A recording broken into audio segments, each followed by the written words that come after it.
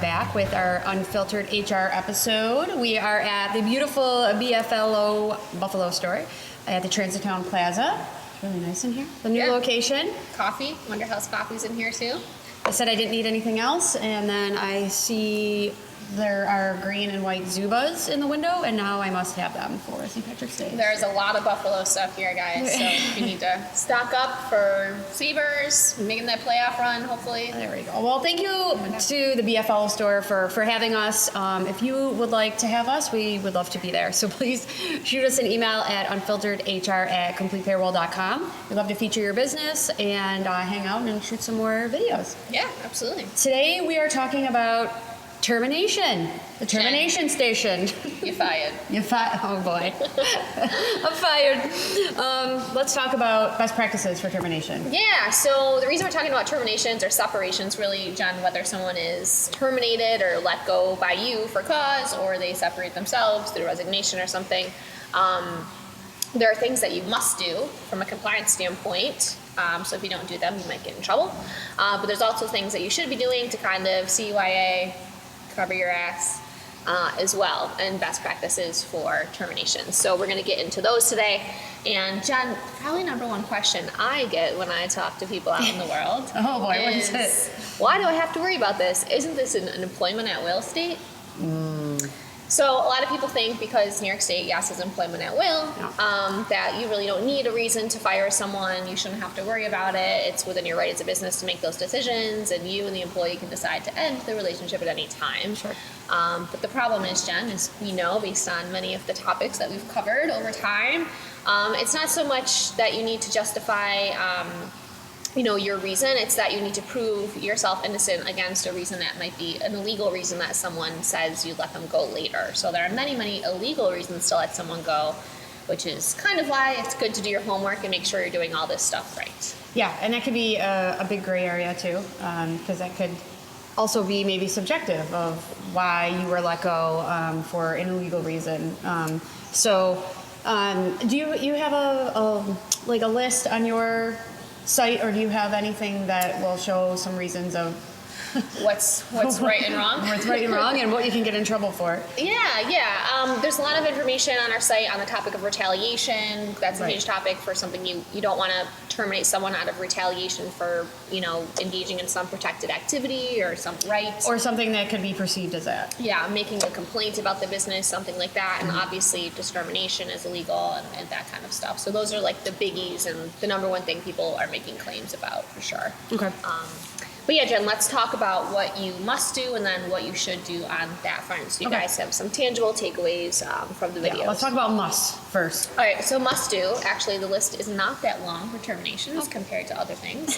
But one thing that a lot of people don't know is New York State does require you to send a separation notice. So whether the person is let go by you for attendance, performance, or even if they resign, you absolutely should send them or must send them a separation letter notice. The law basically says you have to notify people of their last day worked, when their last paycheck is, if they get paid out for any PTO or time off they have, when their benefits are terminating, if they're on any benefits. Those are all things that you have to let them know. So to do that, do it in writing or certified mail letter, send an email, but you should put all of that in a letter to the employee. That will help you with things for like unemployment claims later and things, so you can send unemployment that letter that you provided.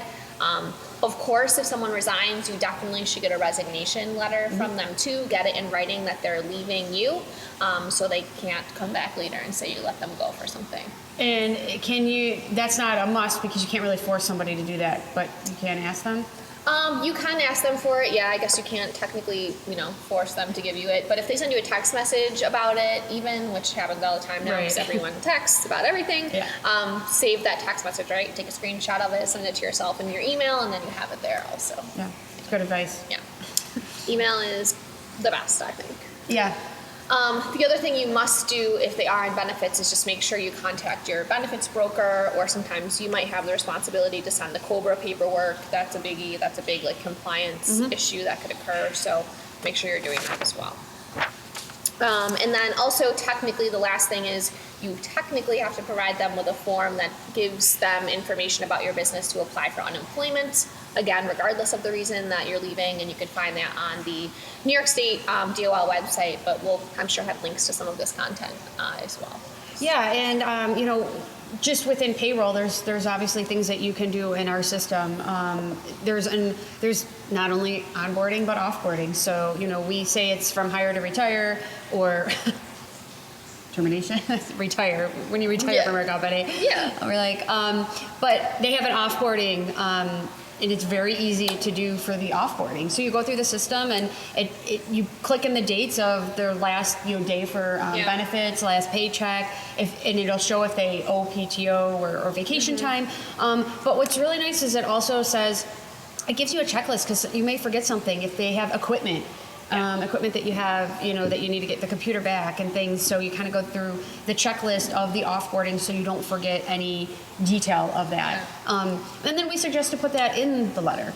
You know, what equipment needs to be returned, by what date, things of that nature. But not only in the letter, you're going to have a checklist right in the payroll system software that will make things really easy. So.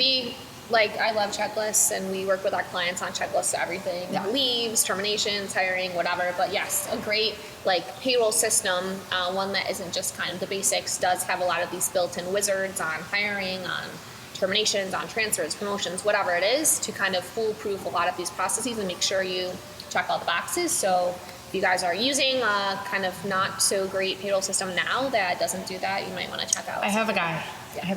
So, we love to help. Technology can work for you. Absolutely. All right, Jen, so we talked about what you must do. We should also talk about what you should do.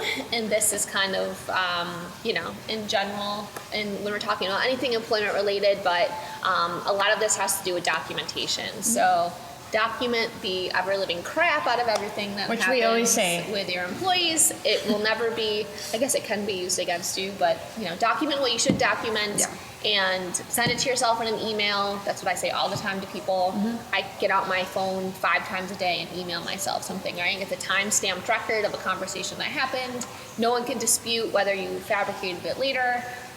Even the silliest conversation about performance or misconduct or something, it may not matter in that moment, but it really could help you later if you have to defend any sort of claim, Jen, about whether it's unemployment, which is pretty basic, to, again, retaliation, discrimination, other wrongful termination type claims. This documentation is the only thing that will give you any fighting chance to not pay a penalty, a fine, back due wages, whatever it is. Right. And maybe we should rename our series here to documentation station. Yeah, there you go. What we should really do is, that's all we say, document, and it's for good things and bad things, and it's to protect yourself. To protect yourself, your company, your business that you've worked so hard for, and not to pay out, different sort of fees and unemployment for things that could have been prevented if you would have taken the 30 seconds to send those little emails about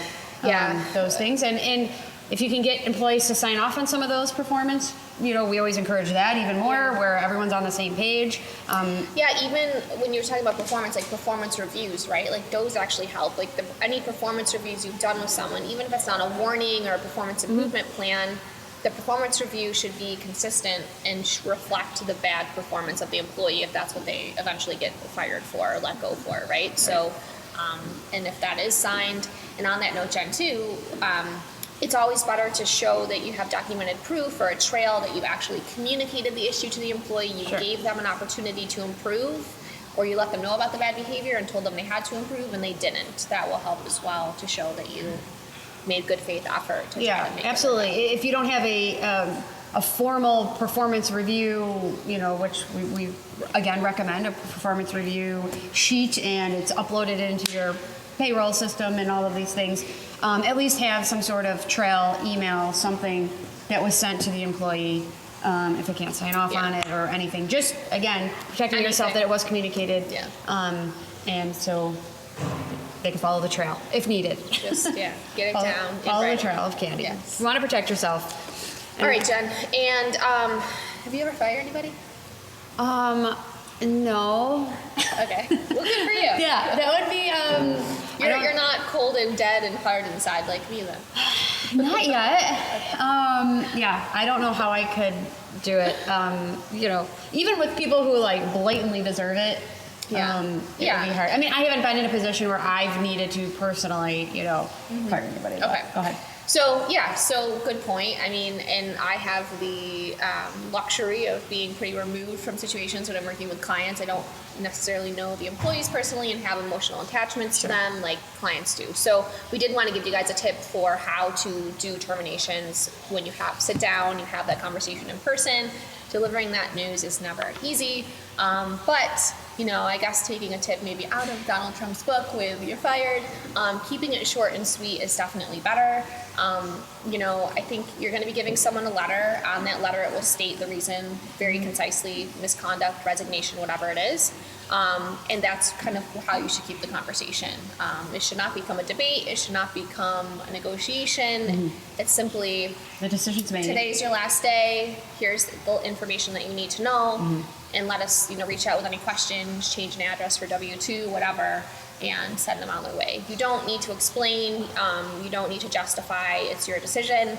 If later someone decides to make a claim for wrongful termination or whatever, that's when you can, dive deeper. But having the conversations be short, having a witness present always is good. That's exactly where I was going to go. Just have somebody else in the room no matter what. Even if you're I can't say one-man band, but if you are doing the firing and you're the owner of the business, if you can have anybody else as a witness, and maybe not necessarily an employee, because that could be someone else subjective, in management, but for sure. some sort of management, just to protect yourself. Yeah. Maybe even set up a video camera and just have it on video. It is a one-party consent state, so there you go. To record those conversations. I see it all the time. Yep. Protect yourself. That's what we want you to do. Yeah, that's the name of the game now, unfortunately. So those are our best tips and must-do guidance for separations and terminations. Unfortunately, they do happen. It's just a part of the employment life cycle, Jen. The life cycle of an employee. An employer. Yes. We should have a little diagram, but the circle of life. I love it. Well, thanks for watching, and we'll be back soon. Please let us host at your business. We'd love to feature it. We'd love to experience new businesses as well. So and reach out with any questions too that you guys have about this content or other content or content that you would like to see in the future. Physically. Yes. Yeah. I'll hold your hand. You'll find us somewhere. If you have any content suggestions, there's no better suggestion than coming from a business owner or what people are going through. So we want to hear those as well. That's the name of the game is you, and we want to help you and what you're going through. And we can come up with these topics that are back to basics, but we love to have topics that is relevant to you in a timely manner. So thanks for watching, and until next time, cheers. Cheers. Go Bills. Go Sabres. Go Sabres.